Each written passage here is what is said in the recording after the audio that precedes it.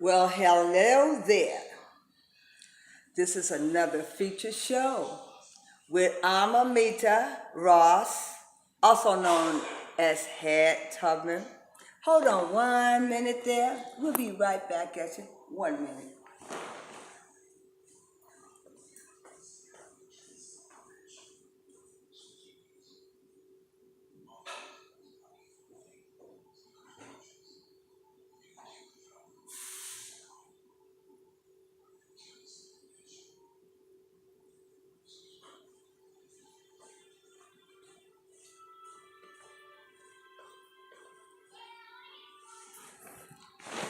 All right now.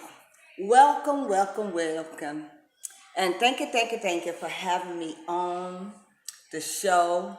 I know I've been on a couple of times, but this time I was invited on because there was some question and answers that I never got to, and they want me to do question and answers. And they had some questions lined up for Harriet.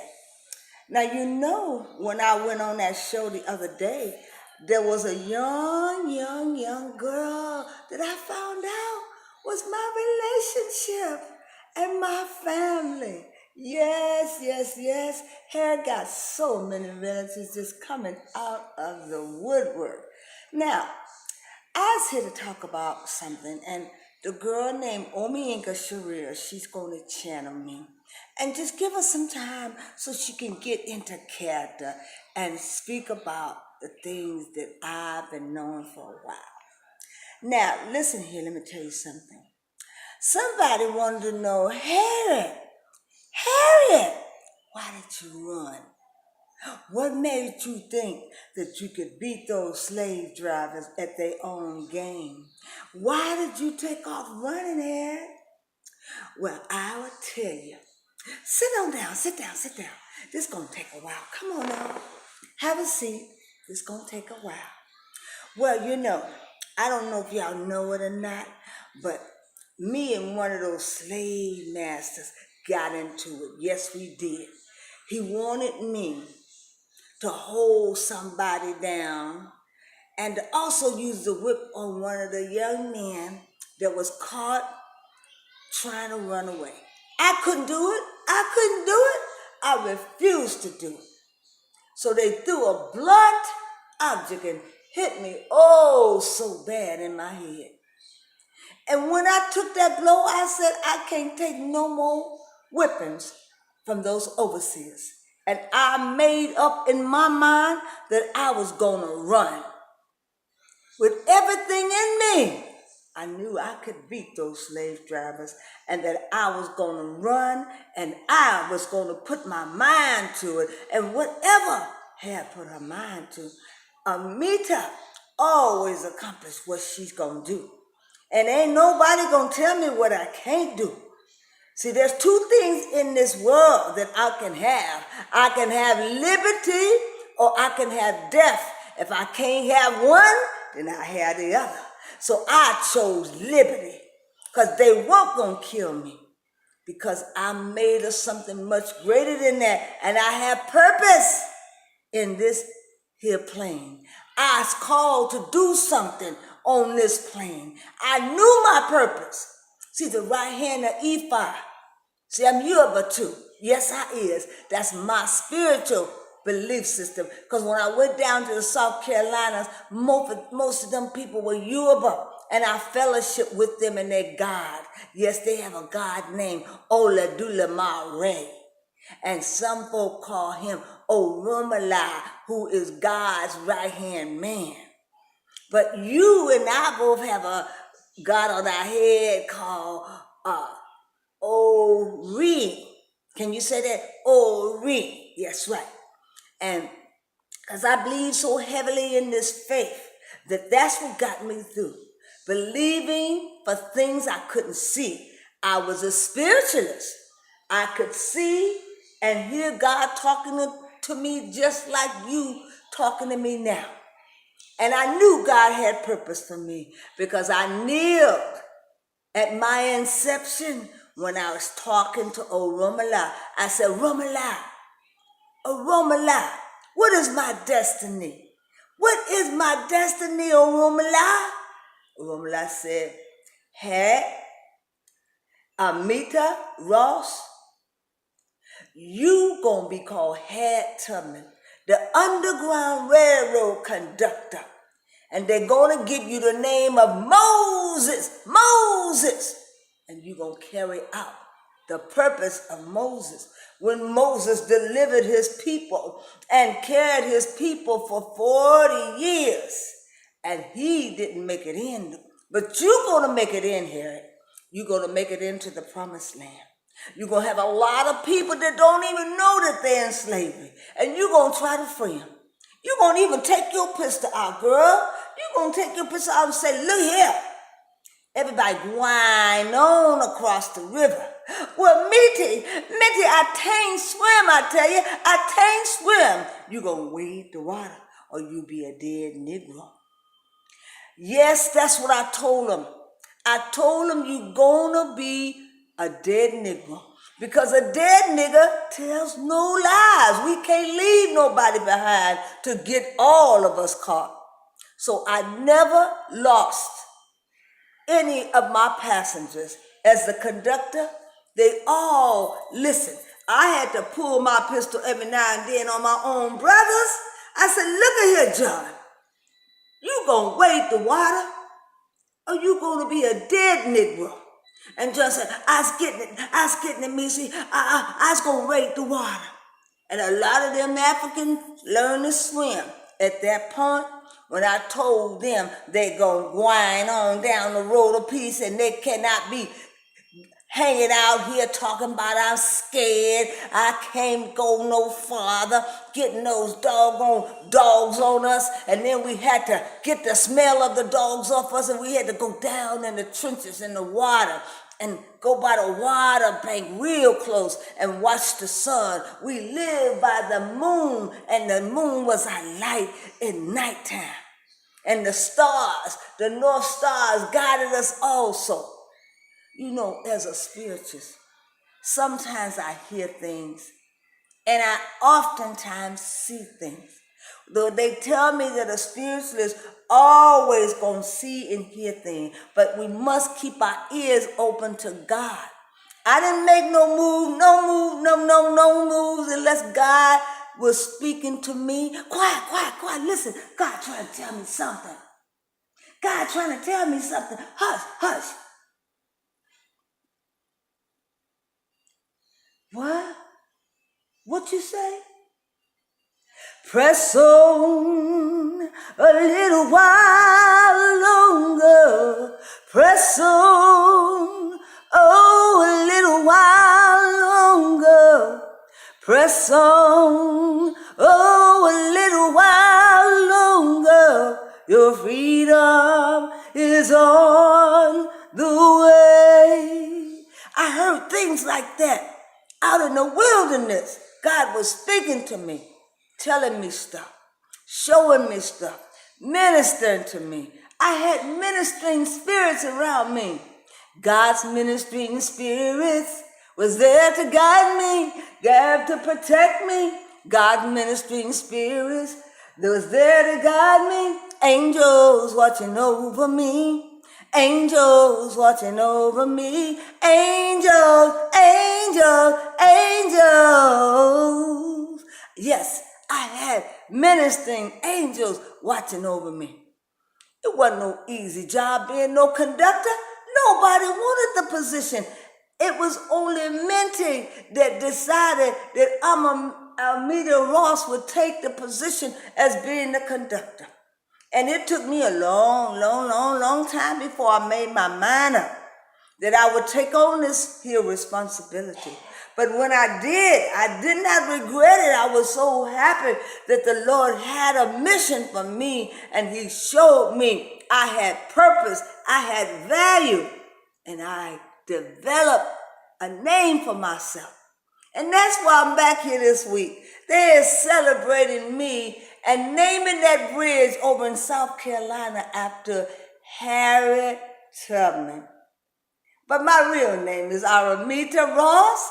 And don't get that confused with Diana Ross. I'm not a relationship of Diana Ross. No. We came on long before Diana Ross. Our family was here before. Yes, they were. But I want to speak to you women, because there's a lot that you don't understand about hair. You got to understand that most of the time when they set a table for hair, they didn't know whether to set a table for a feminist gender or for a male, because they saw me dressed in male clothes sometime and they didn't know what to take me for. But I'm all woman. Ain't I a woman? Ain't I a woman? Yes, I was a woman. But I tried to play games because they thought because I was strong in my had Tubman. I want to let most of the people know that I'm only here in spirit. And I only can be seen by some. Y'all cannot see me. My spirit and my vapor, I leave. Sometimes Harriet get caught up in these long discussions. And they want my opinion, want to know what Harriet think about certain thing. I look at them and I say, Harriet don't know nothing about that. Don't you understand? I wasn't here doing that airtime. Y'all must understand that I missed out on centuries of things. I was gonna never let me, just like them stars out there. They always guide me and they always direct me. Let me see which way the spirit going. Y'all got me in here talking about the spirit, and I got to call on the Lord to get a wave, a vibe from him. See, it's been a long, long time since I've been back here. I've been gone a long time. But see, for the benefit of this girl named Sherelle Omiinka, she wants to channel me and she wants me to talk about relevant things, relevant things that pertain to you and your children, this economy. I'm just so upset about this economy and about the underclass people are still below $16,000 a year, trying to make it off a little bit of nothing. Well, the economy is shot. That's why y'all got to keep on pressing on about y'all reparation and all of y'all 40 acres and a mule. Because see, they took some of them folks aside and said, look here, Jewish people, we going to give y'all reparation. And they gave them folks their reparation. No fussing, no arguing. They handed it over to them. Why it's got to be so much fussing for us black folks that I don't know. It seems like to me they were content knowing that they had beat the wheel out of some of them, and they thought that they would never rise up, but it's too late. Y'all done rose up now. And they ought to know you can't go nowhere but up. So they got to prepare that reparation.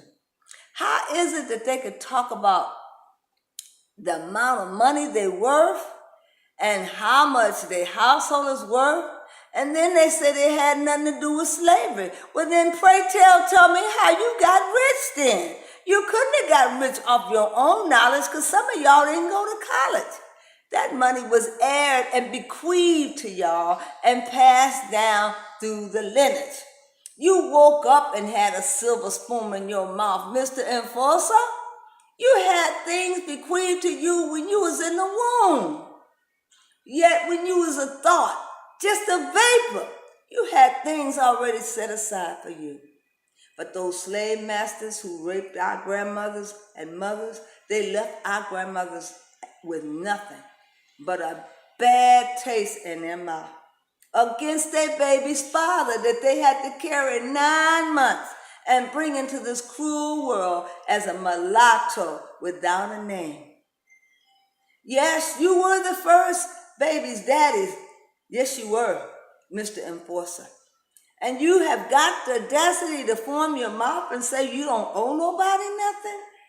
Well, you owe a lot of these half-breeds practically everything you got, and you were supposed to pass lineage down to them.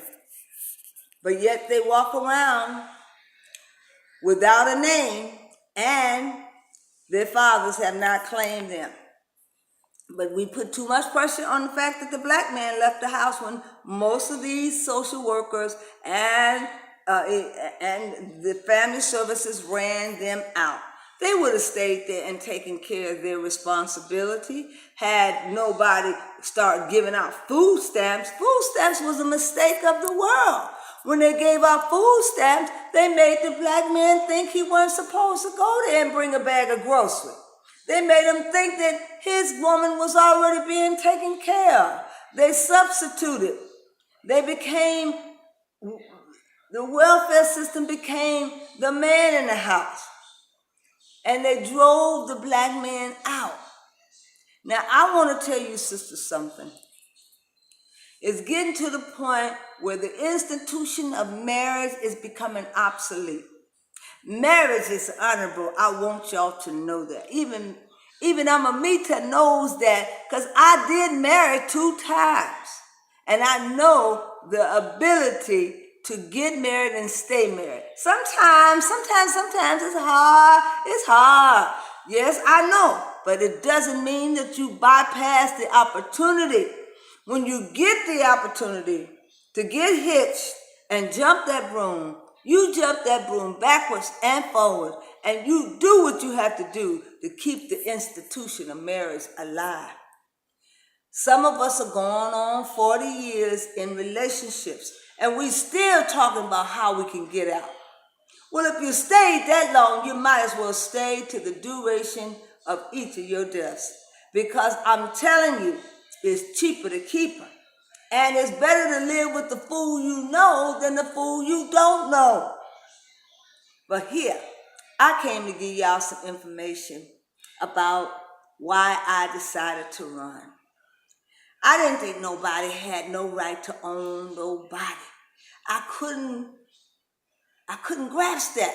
Who would like to own somebody and be responsible for another human being? Who would like to take the life of somebody else and have to make decisions for that person? And I said, before I be a slave, I'll be buried in my grave. And I took off running. And I ain't never looked back since.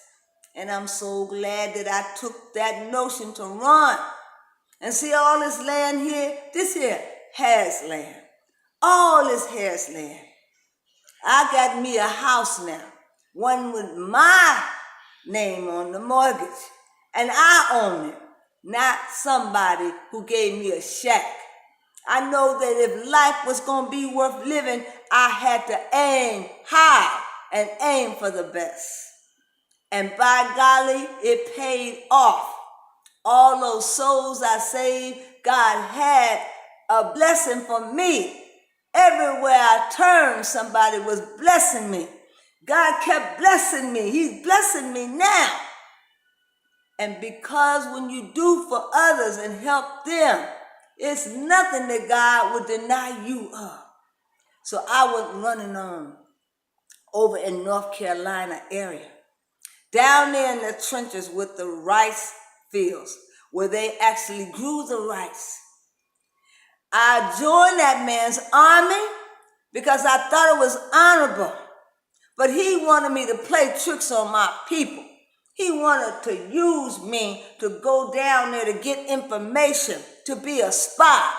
I said, before I be a spy, I'll be buried in my grave. I refuse to be a fugitive and a spy.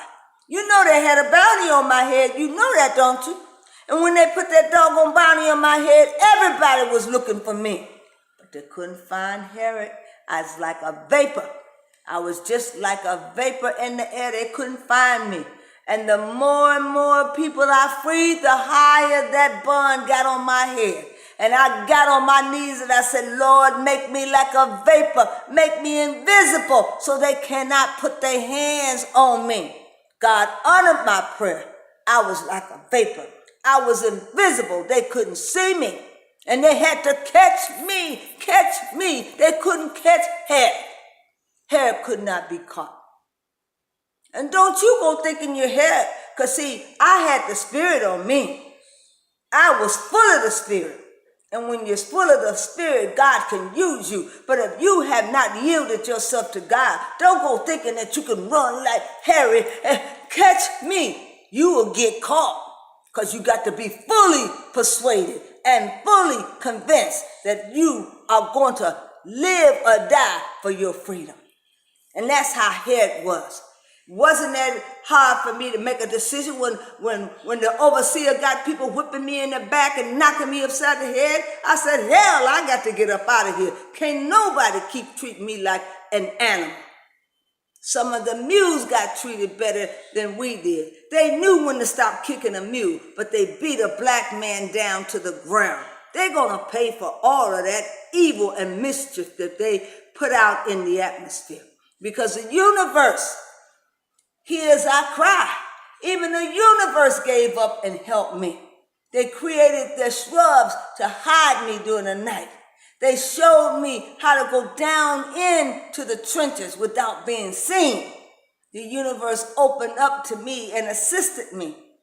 And the universe is still with us.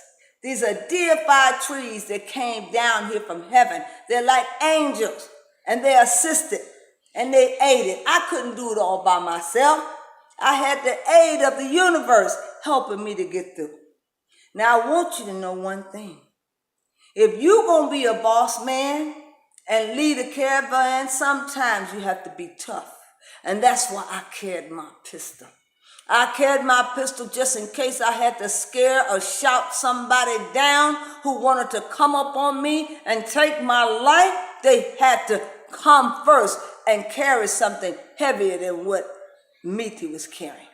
And I never had the occasion of having to whip or pistol whip anybody that was not out of order. Those that was out of order had it coming. And see, we got to get a made up mind that we don't let nobody take our freedom and our livelihood away. We gave too much up and took too much for granted. When they brought them immigrants over from the other country and they told us that we had to leave our property, we had to get up out of our beds at night, and told you gave them reparation, they had to do nothing to get it. And you cannot justify repaying the African race. Why not? Why not? Harriet is saying. Why not? It's because you're too proud. You cannot confess that you were wrong. Well, you know what? Harriet is back here now. And you're going to have to prove something to Harriet. And you're going to have to move on out the way so we can take our freedom. And those of you who believe in freedom cannot rest. You who believe in freedom cannot rest. We who believe in freedom cannot rest. We who believe in freedom cannot rest until the killing of black men is much concern of the white man. We who believe in freedom cannot rest. We who believe in freedom cannot rest. Well, the army of Judah was paralyzed by fear when they heard that a mighty multitude was quickly drawing near. And when there was no deliverance, the victory would be had. And when you're praying on your knees, just know help is on the way. Pray on, for you are who the Lord's been looking for. Pray on your knees, for this is where the battle begins. Pretty soon you have the victory. Pray on. When Daniel faced the lions for worshiping the Lord, it seems there was no hope at all that would be in store. And when you find there's a deliverance, then help is on the way. Pray on. For you are who the Lord's been looking for. Pray on. pray on. Excuse me.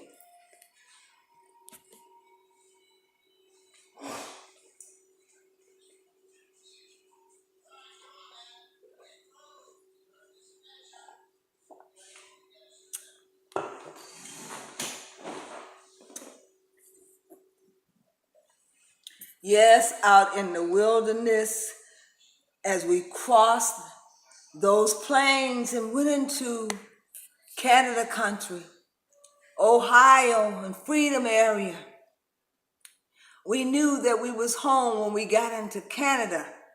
But a lot of us wanted to go back south, and I had to convince them that that ain't our home no more. We can't go back there no more. We can't go back there no more. We got to make Canada our home. And New York, I made my home in Albany, New York. New York had some of the finest places to go for music and dancing and oratory and speaking. I made my home there, and there's 2 houses there in Harriet name. You can go visit my house and honor the house that I resided in for retirement. I want you to know that I only come back here to speak out on behalf of things that are troublesome. And right now, y'all are in a lot of trouble. And you're not calling on the higher forces. You gotta call on the Orishas. You gotta talk to the Orishas and tell them you need those deified folks to help you. You gotta understand that Africans have a religion that is real. One that can come and assist them with oracle reading. Why ain't y'all doing oracle readings like y'all supposed to get a solution for your all-time problem? You even know that the president and political people, they cast lots to see who's gonna be president. They cast lots to get answers to questions. Then why y'all afraid to using your own stuff? Why y'all afraid of believing in all of your voodoo religion? Why y'all afraid to get an understanding and direction? And why you're not dedicating your babies back to the Most High so you can get those children blessed? How is it that you had all of these things to your disposal before the ancestors died off? Once they died off, you gave up all your rituals and tradition. And now you don't have nothing to fight with. You just out there alone. And they are using their weapons on you faster than 20 going north. And you are just laying there paralyzed, not knowing you have gifts and you have magic. And you're not using that magic. Pretty soon it will be taken away from you. You have to understand that you have to build up your altar, making it strong, and making sure you pay homage to God on a daily basis. Ola Dula Mare, and talking to Olurum and Ori, and paying homage to who's on your head. It could be Yaminye, it could be Oshun, and it could also be Obatala or Shango. These are your people that you call on for help. And when you're in a time of trouble, you're supposed to call on them. That's why God gave you those deified people. Now, I'm a spiritualist. And being a spiritualist, I can go in the spirit and I can worship God in spirit and truth. Do you know the spirit is eternal and that natural things are just temporal? Now, you're dealing with the natural things. I'm dealing with the spiritual things. This is eternal where I'm at. I have made my transition, but I can come and go whenever Armita wants to. I can come and see about y'all. I can come and minister God's ministering spirits. I can bring with me. I can speak into your lives, and I can get you to the point where you start believing your ancestors can do the work for you. Call on your ancestors, Eli. They'll pick you up, and they'll make you strong. They'll make you so strong that you don't know how you got that strong in your spirit. But you got to spend some time in the spirit realm. And you got to work on the time that you meditate with God. not saying nothing, just standing there listening, waiting on God to speak to you. Quiet, quiet. God trying to tell me something. Uh-huh. Yes, sir. Yes, sir. We've got to listen with a listening ear because there's so much we have to be concerned with now. We are not free. No, we are not free. Some of us are still yet being molested. And if you don't watch it, you give your mind over to a reprobate person. And you don't want that. So Missy is telling you, stand up for what you believe. And what you believe in, live by it. And make sure you have some statutes that you stand up and live for. And believe you me, there's going to be a time when you're going to have to sell your coat and buy a sword. So sharpen your sword, because our weapons are not carnal through the pulling down of stronghold, but they're mighty like a two-edged sword. And you're going to get a chance to use your sword.